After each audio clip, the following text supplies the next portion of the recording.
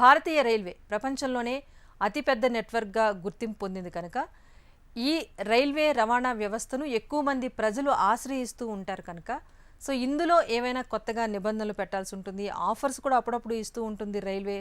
At the same time అప్పుడప్పుడు తప్పనిసరి పరిస్థితుల్లో కొన్ని నిబంధనలు కూడా విధిస్తుంది. ఇప్పుడు నేను చెప్పే అప్డేట్ ఏంటంటే రాత్రి 10 గంటల నుంచి ఉదయం 6 గంటల వరకు కూడా ప్రయాణికుల నిర్ణీత నిద్ర వేళలుగా నిర్దేశించడం జరిగింది. ఈ నిబంధనలను అధికారులు అధికారికంగా ప్రయాణికులకు తెలియచేయడం జరిగింది.